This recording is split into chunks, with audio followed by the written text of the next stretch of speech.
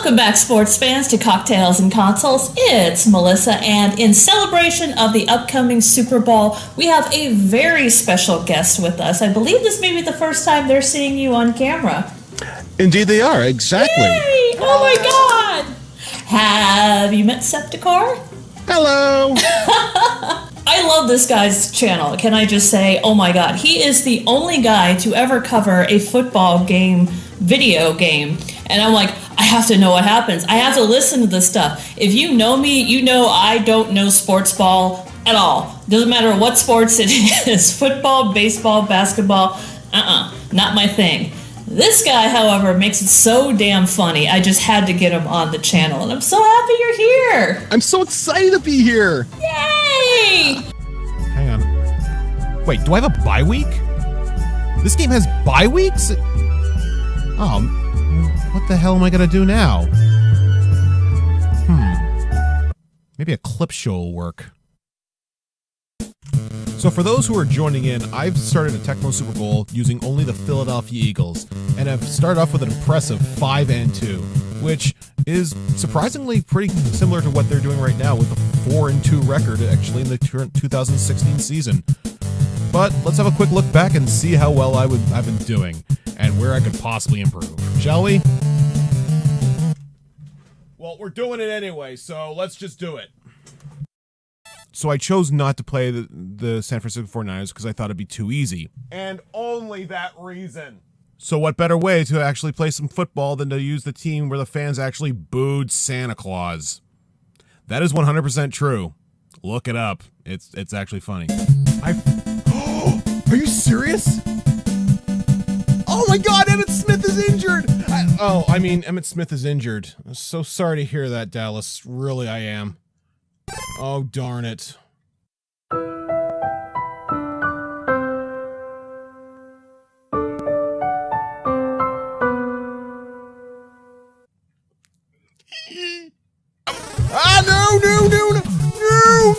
No! What? No!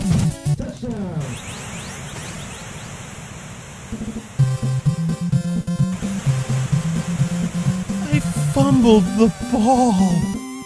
So I have to ask, how did you get started on YouTube? Well, I've always wanted to try YouTube. It's always been something I wanted to try for a while, but I never knew how to approach this thing. And then just one day I got a microphone on sale. I got a brand new computer. I'm like, all right, let's just upload and see what happens. And since then, and to be perfectly honest, I'm not the best one right now. I still have a stagnating schedule, but every video I upload, I consider it, is one step closer to being one of the better ones. Yay! And that's the attitude that I have for it. Oh, it's so good. You have just like the perfect wry comedy. So we were talking off camera about, how you make your game videos, and you were saying something about why you don't put VidCam onto your videos. Why is that? Well, my theory on it is that I want to make the gameplay the focus of the game.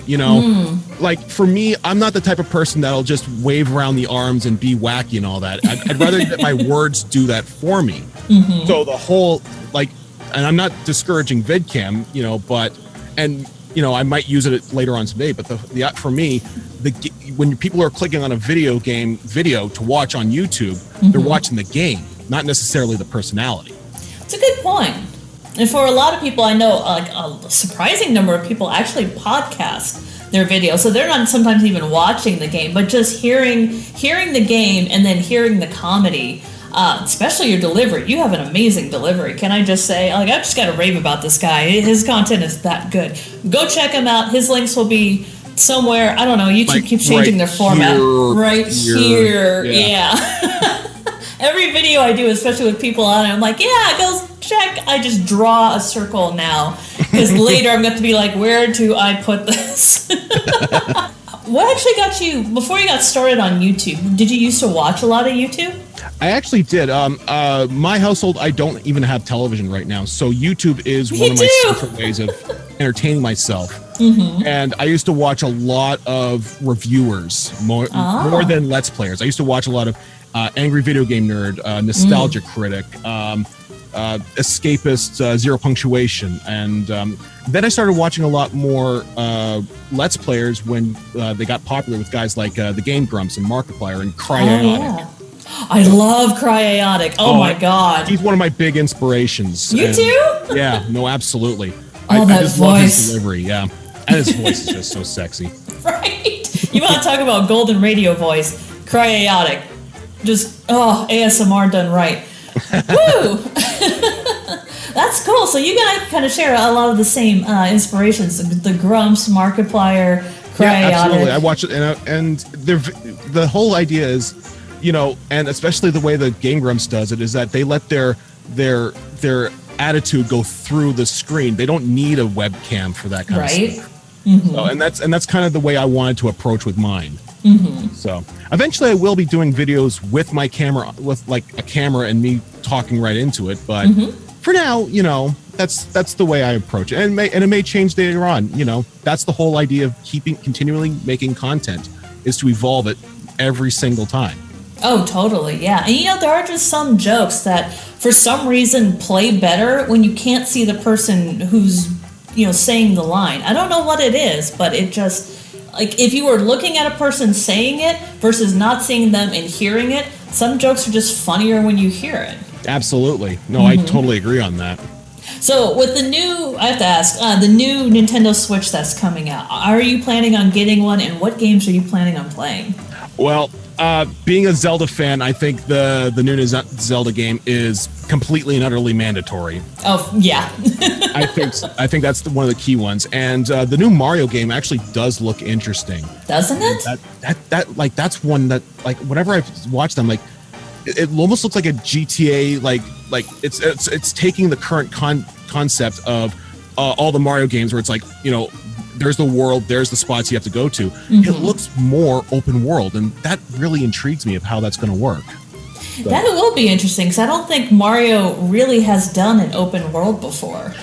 Well, if you play some of the more modern games, it's open world-ish. Yeah. Like it has those spots that you go to, and you can go in any order that you want to. A lot of them are still completely linear, and you go back later on.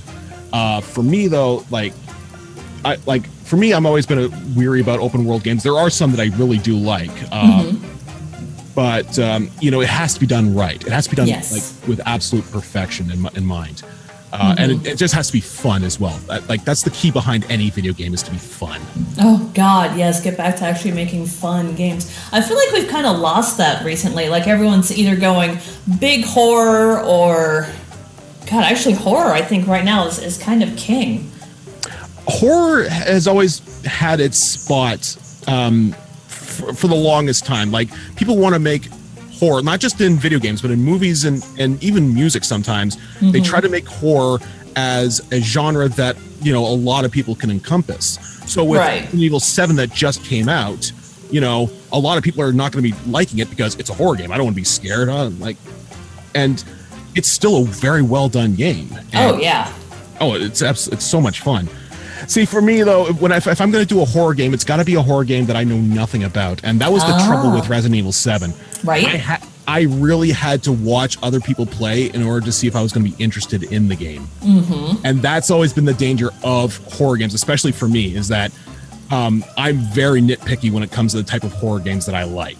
No kidding. Yeah, it's like there are certain horror games that I just, you know, it becomes so cliche that it can ruin the moment whenever it, like, I'll give you a perfect example. Until Dawn. Have you played that?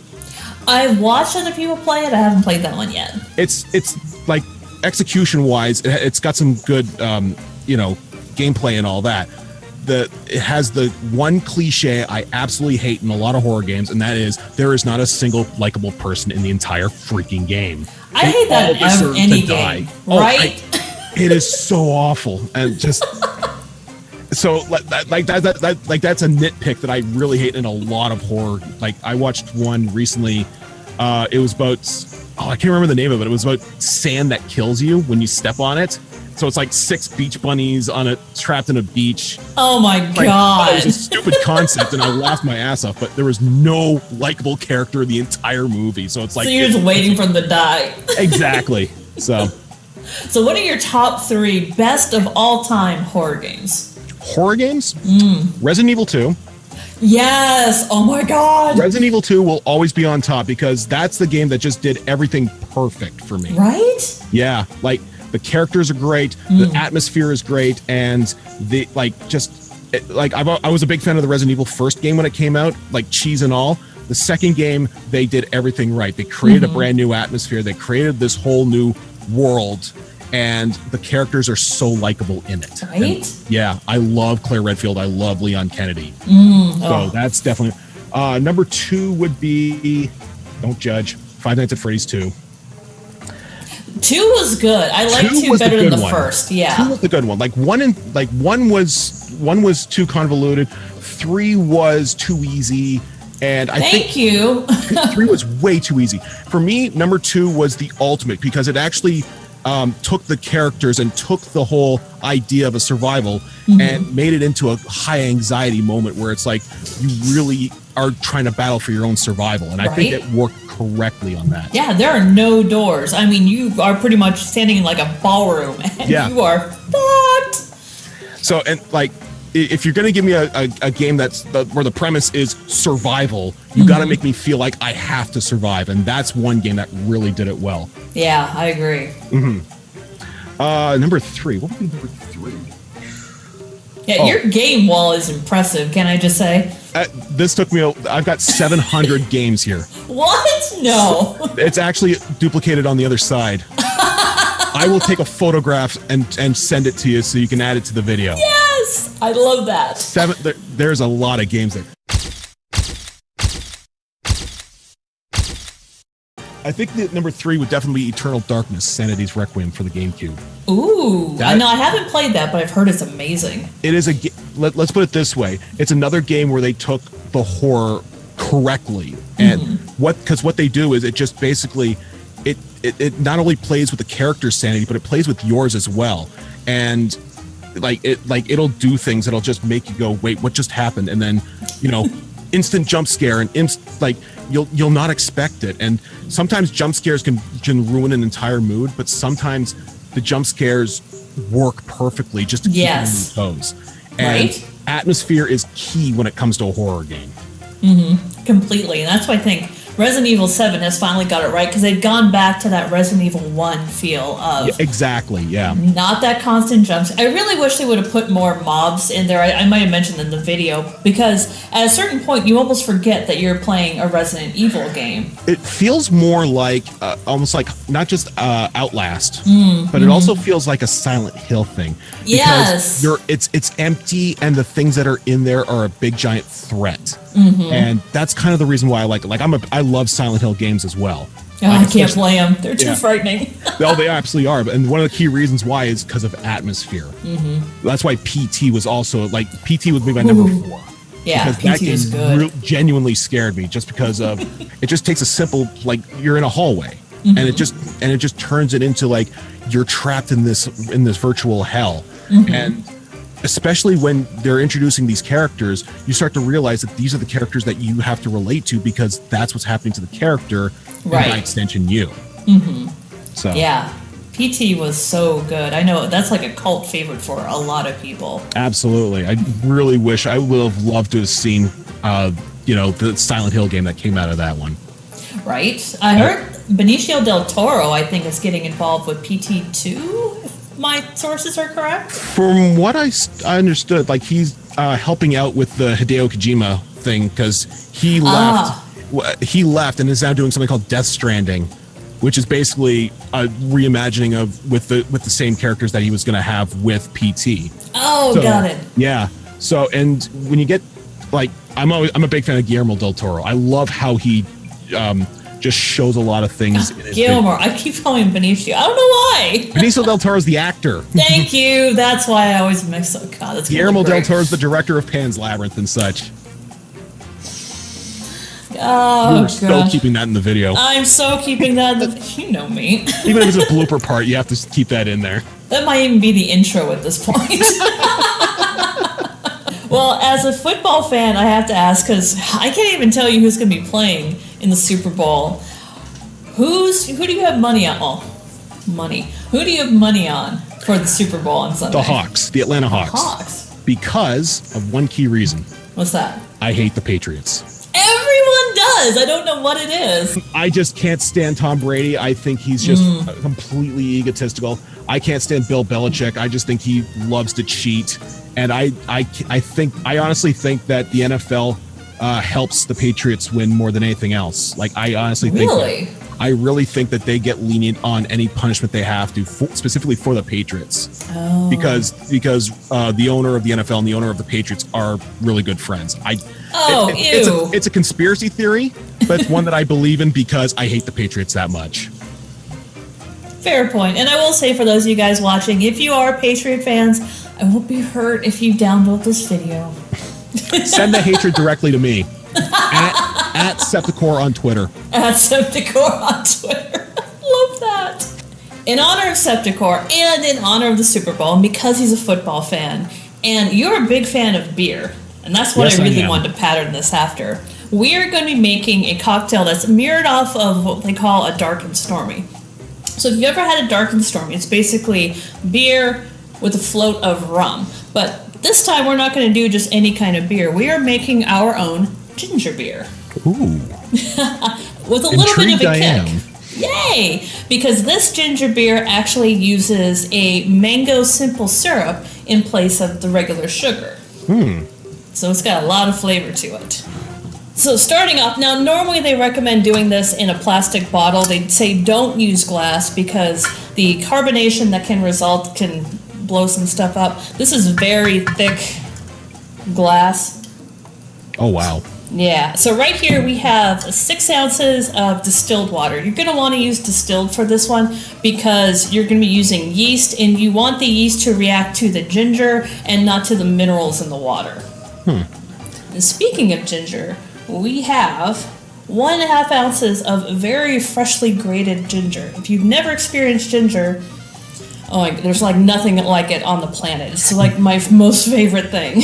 Ginger is one of those things that a lot of people are like, oh, I don't like ginger. It's like, have you ever tried ginger? No, I just don't like it. You don't even know. Well, I mean, because most of the times, like, ginger is very, very associated with Asian and Indian cuisines. Yes, it is. And it's very nice, too, because it goes like with onions and garlic. It can be savory. It can be sweet. Oh, my God. Sugared ginger is so good. Eat that like candy. So we're going to add that to our water. Get in there, because I forgot a knife. And the nice thing about this is you can make this in time for the Super Bowl. This really only needs 24 hours to kind of work its magic. It's better with 48, but you can do it in 24. So next, we have 2 ounces of freshly squeezed lemon juice, because you're going to want a little bit of a kick to go with the ginger. We are going to add 6 ounces of the mango simple syrup. Now, to make this... Making simple syrup is crazy easy. To start, cut up 8 ounces of mango and put into a pot. To that, add 6 ounces of water. And finally, add 6 ounces of sugar. Bring to a boil, then drop the heat and simmer for 15 minutes. Strain into a glass. And finally, what's going to make all this happen is yeast. And what you can buy on the internet is these things that are yeast that's specific for making, they do everything from red wine to white wine. This one's actually for champagne, which will help give a lot of carbonation, which is nice. So we really don't need much of the yeast. It's actually like 1/8 of a teaspoon for the amount that we're making. I put in a little extra because I like a little bit more carbonation, but we're only talking like yay much. I ain't much. There we go. Now you can also add a little bit of cream of tartar, which sounds weird, but what that does, it kind of helps get the yeast started. What also helps is don't use cold water, don't use hot water either. Use like a little over room temperature water, because that's what the yeast really likes. And then you just lid that up, keep it in a warm place. I'm going to give this a good shake. And every once in a while, you may want to pop the top just to let out any kind of, like, a lot of accumulation of the carbonation. Now, if you find that for some reason the yeast just isn't doing its job and it's not carbonating as it should, you can always add some carbonated water to it. That's actually how a lot of ginger ale is made. If you look at the ingredients on a ginger ale, you'll see a lot of it is carbonated water. So, I mean, you can take that route. Luckily, I have made some in advance. Once that's done, you just strain that out you're going to want to use a fine strainer, and you're going to want to use some cheesecloth because that ginger is very finely grated and you don't want the particulate matters in there. So now, with our fresh stuff, oh my god, it smells so good. I can smell it from here. That's potent, given that you're in Eastern Canada. We're going to pour that into our glass. And yes, I know I'm putting beer in with ice. Don't sue me. I drink beer. That's blasphemy in some parts of Canada. That is so blasphemous. Like when I drink beer, I drink it straight out of the bottle. I don't put it on ice. But since this is basically, I didn't explain, ginger beer. What you see marketed as ginger beer can either be ginger ale or can actually be ginger beer. Ginger beer on itself is not inherently alcoholic. There are recipes that you can do where it has to sit for like upwards of a week, and it gets to about a 7% alcohol per volume, so kind of a weak beer. Flavor-wise, I really can't tell the difference. But if you're hosting a Super Bowl party and you want people, to kind of relax with a little bit of alcohol, that's why we're making this cocktail. So we're actually not going to get the alcohol from the ginger beer itself. We're going to get it from the float of rum. Yes. And for this one, any kind of dark rum will do. I happen to have some Cannonball Blast left over. # not sponsored. So I figured I was going to use that. You just carefully float it on the top.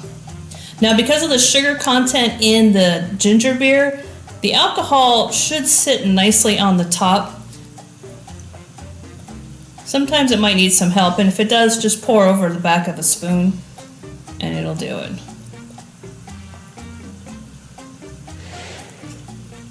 That's why you see I'm even rushing this, and the alcohol is just coming up to the top. And there you have it. Ooh. Made with fresh ginger beer. Oh, that's good. That's really good. That definitely looks like something I would enjoy with a nice football game. Right? Exactly. And hopefully you'll help. Yeah. Or hockey, or really any kind of sports ball. Absolutely. Sports! Well, Septicor, thank you so much for being on the show. This was I could easily talk to you for like hours and hours, but it's going to be such a huge video. But yeah, I would love if we could do this again because, like, God, you're just so fascinating. Well, I could talk to you for hours, and you guys should go talk to him too. Like I said, his contact information is going to be somewhere in here. I don't know where. It's going to be here. Just like right over my face, like right there, Just ding! just covers up everything. Have you met Septicor? Well, I just want to say it's been an honor and a privilege to be on your show. Oh, likewise. Well, that sounded weird. It's likewise meaning it's an honor and privilege to have you here. I'm done talking today.